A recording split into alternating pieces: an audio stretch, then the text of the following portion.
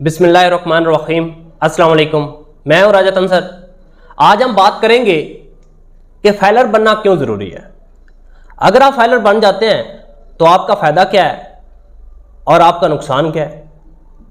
और आज मैं स्पेशली कुछ पैगाम भी दूंगा उन तमाम लोगों को, ताकि आप लोगों को ये पता चल जाए कि अगर आप NTN होल्डर हैं, अगर आपने कंपनी रजिस्टर्ड करवाई हुई है, SCCP से है या सोल प्रोप्राइटरी कंपनी है। फॉर एग्जांपल, अगर आपने NTN लिया हुआ है तो आप पे क्या रिस्पॉन्सिबिलिटीज़ हैं और आपने उनको कैसे फुलफिल करना है। और अगर आप फाइलर बनते हैं तो कौन सी डेट तक आपने अपनी रिटर्न सबमिट करवानी होती है।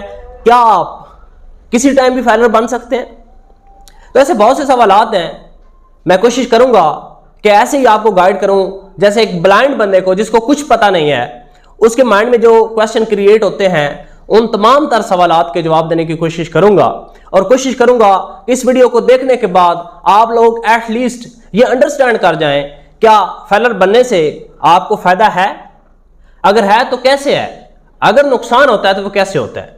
तो सबसे पहले सिंपल सी बात है कि फाइलर तब आप ना बने अगर तो आपके पास ब्लैक मनी है, अगर आप इंडस्ट्रीज के मालिक हैं, अगर आप फैक्ट्रीज चला रहे हैं और आप जो है वो हिडन रखना चाहते हैं, तब तो आप फाइलर ना बने।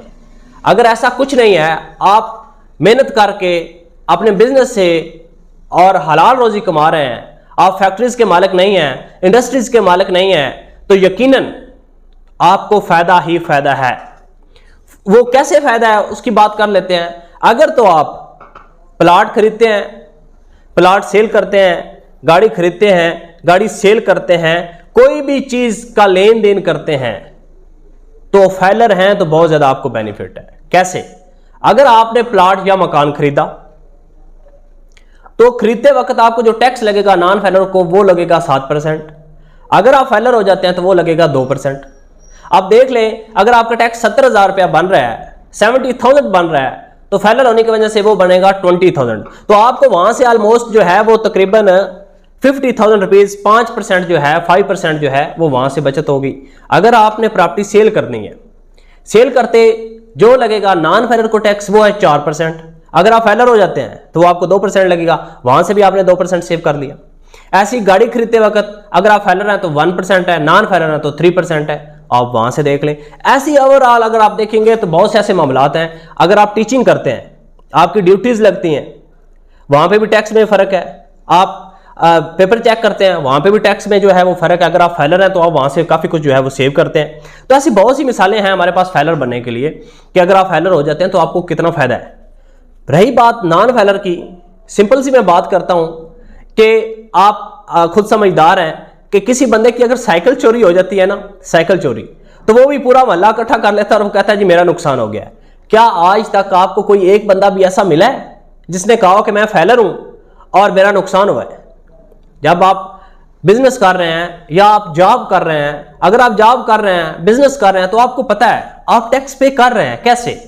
आप बिजली का बिल पे करते हैं, आप टैक्स दे रहे हैं। आप गैस का बिल पे कर रहे हैं, आप टैक्स दे रहे हैं। आप जो मोबाइल इस्तेमाल कर रहे हैं, सिम इस्तेमाल कर रहे हैं, टेलीफोन कंपनीज का आपने कनेक्शन करवाया हुआ है, तो हर जगह पे आप ऑलरेडी टैक्स दे रहे हैं।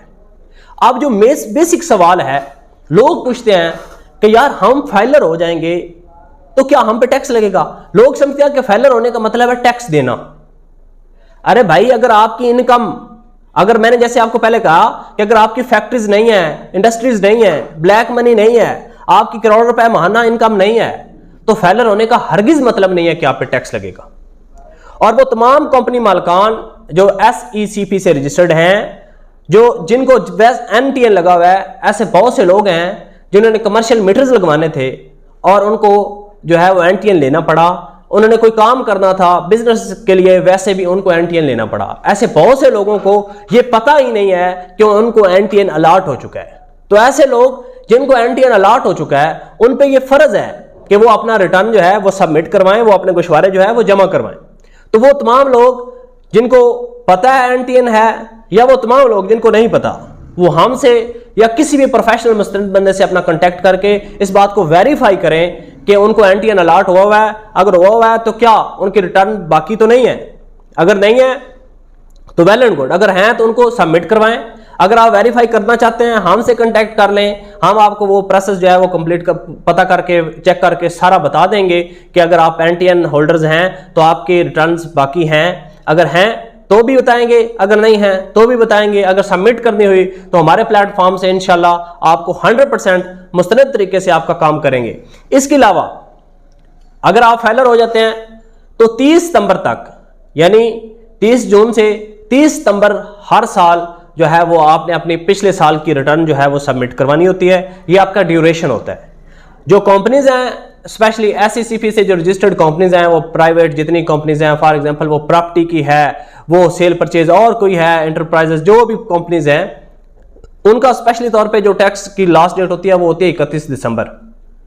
लेकिन कुछ कंपनी हैं जिनका स्पेशल टैक्स ईयर भी है तो उनकी जो है वो 30 सितंबर तक की होती है। तो तमाम कंपनी मालकान जिनको NTN अलॉट हुआ हुआ है, जिन्होंने कंपनी रजिस्टर्ड करवाई हुई है या जस्ट NTN लिया हुआ है, तो वो लोग हमसे कांटेक्ट करके ये पता कर सकते हैं, वेरीफाई कर सकते हैं और उन पे लाजम है कि वो अपनी रिटर्न जो है वो लाजमी सबमिट करवाएं।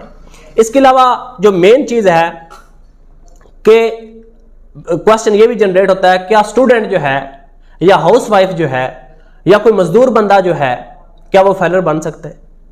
बिल्कुल, हर बंदा, चाहे वो स्टूडेंट है, चाहे वो मजदूर है, चाहे हाउसवाइफ है, चाहे वो कोई बिजनेस कर रहे हैं नहीं कर रहे हैं, वो फेलर हो सकते हैं। टैक्सेबल इनकम है तो आपको मैंने पहले बताया कि आप बिजली के बिल में टैक्स दे रहे हैं, आप सुई गैस के बिल में टैक्स दे रहे हैं, आप मोबाइल पे टैक्स दे रहे हैं, ऐसी बहुत सी चीज़ें, आप खाना खाने जाते हैं बाहर वहाँ पे टैक्स दे रहे होते हैं, वो सारे टैक्स जो हैं वो इधर एडजस्ट हो जाते हैं और वो टैक्स जो आप एडजस्ट करते हैं वो टैक्स आप क्लेम कर सकते हैं, वो टैक्स आप वापस हासिल कर सकते हैं। उसका तरीकाकार क्या है उसके बारे में इंफॉर्मेशन लेने के लिए भी आप हमसे रब्ता कर सकते हैं। और बाकी आपको ये बताऊं कि 30 सितंबर जो है वो लास्ट डेट है आपने रिटर्न सबमिट करने की। इसमें मैं आपको ये पैगाम देना चाहूँगा कि अगर आप 30 सितंबर से पहले 30 सितंबर तक अपने रिटर्न सबमिट नहीं करते और कल को आपको कोई लेन देन करना पड़ता है और आपको एक्टिव टैक्स पेयर लिस्ट में रहना है, तो हो सकता है 30 सितंबर के बाद जो अभी नेशनल बैंक का चालान एक्टिव होने के लिए 1000 रुपये का सरचार्ज जो है चालान आपको पे करना पड़ता है, वो हो सकता है, जो मेरे सुनने में भी बात आई है, वो हो सकता है वो 1000 का जो चालान है वो बढ़ा के 5000 या 10,000 उसकी अमाउंट कर दें, तो आपके लिए प्रॉब्लम हो जाएगी। अभी तो इंतहाई मकबूल फीस में आप फेलर भी हो सकते हैं और इसके अलावा आपका जो वो चालान है वो भी 1000 रुपये का। तो रिटर्न सबमिट करवाएं। अगर आप रेडी फाइलर हैं तो आपको कोई चालान वगैरह पे ही नहीं करना, उसके लिए आप हमसे भी कांटेक्ट कर सकते हैं। और मेरी आपसे राय ये है, गुजारिश भी है कि जब भी इस तरह के मामलात हों तो कोशिश क्या करें कि प्रोफेशनल बंदे से काम करवाएं, मुस्तनद बंदे से काम करवाएं। इसकी मेन वजह यह है कि अगर आप दिहाड़ीदार बंदे से काम करवाएंगे तो वो काम भी आपका दिहाड़ी वाले करेगा और इसमें एक एक फिगर जो है वो बड़ी वेरी करती है। तो ये बड़ा इंपॉर्टेंट चीज़ें होती हैं, इनको बड़ा देखभाल के एक टेक्निकल तरीके से जो है वो चीज़ों को देखना होता है। सिर्फ ये नहीं होना होता कि जी हमने फाइलर हो जाना है। लोग मैंने देखा है 500-1000 रुपये के लिए जो है वो दिहाड़ीदार बंदे के पास चले जाते हैं और बाद में फिर वो जो है वो रो रहे होते हैं। तो सिंपल इज़ दैट कि तमाम वो लोग जो जॉब होल्डर्स हैं, job holders like government teachers जितने हैं वो ऑलरेडी टैक्स दे रहे हैं, उनकी सैलरी में से टैक्स कट जाता है, उन पे तो 1 रुपया लगते नहीं है। पेंशन होल्डर जितने हैं वो पेंशन जो है वो वैसी अमाउंट जो है उस पर टैक्स लागू नहीं होता। अगर आप बिजनेस कर रहे हैं तो बिजनेस में अगर आप 4 लाख रुपया प्लस सेविंग करते हैं, खा पी के खर्चे वगैरह निकाल के, अगर खर्चे वगैरह बिजनेस के सारे निकाल के आप देख लें तो 4 लाख रुपया प्लस सेविंग करते हैं, तो उस पर अगर टैक्स की कोई रेशो है तो वो टैक्स अगर आपने जो प्रॉपर्टी खरीदते वक्त या सेल करते वक्त उधर दिया था वो टैक्स आपके इधर एडजस्ट हो जाता है, आपने कुछ भी नहीं देना होता।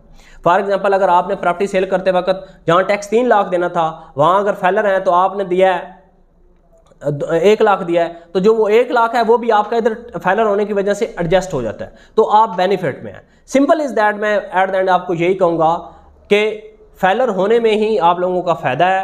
आने वाले वक्त में आपको हर जगह पे इसकी ज़रूरत है, आप हर जगह पे आप बेनिफिट ले सकते हैं। आपने कोई चीज़ ली है, कोई चीज़ सेल की है, और वैसे भी एक मुअज़्ज़ब, एक तज़ीब याफ्ता शहरी होने के नाते ये हमारी रिस्पॉन्सिबिलिटी है कि हम अपने आप को लीगल तरीके से रखें। और मैं बार बार ये कहना चाह रहा हूँ, आपको बताना चाह रहा हूँ कि फेलर होने का हरगज़ मतलब नहीं है कि आप पे टैक्स लागू होता है या आपने कोई टैक्स पे करना है। अगर आपकी इनकम टैक्सेबल है तो वो एक अलग केस है, उसमें जो है आप मज़ीद कोई इन्फॉर्मेशन आपको चाहिए आप हमसे कांटेक्ट करें। अगर आप फैलर होना चाहते हैं हमारे प्लेटफॉर्म से विद इन 2 आवर इंशाल्लाह ये रिस्पॉन्सिबिलिटी है। अगर आप इमरजेंसी में किसी मामलात में बयान करवाने हैं, ज़रूरी तौर पे फौरी तौर पे फैलर होना चाहते हैं, तो आप हमारे प्लेटफॉर्म से सिर्फ जो है विद इन 2 आवर जो फैलर हो जाएंगे और एक्टिव भी हो जाएंगे। अगर आपने रिटर्न सबमिट करवानी है तो भी आप हमसे रब्ता कर सकते हैं। अगर आपने कंपनी की रिटर्न सबमिट करवानी है तो भी आप रब्ता कर सकते हैं। अगर इसके अलावा आपको इन्फॉर्मेशन चाहिए, आप वेरीफाई करना चाहते हैं कि जो हमारी रिटर्न रहती है नहीं रहती, कब तक डेट है,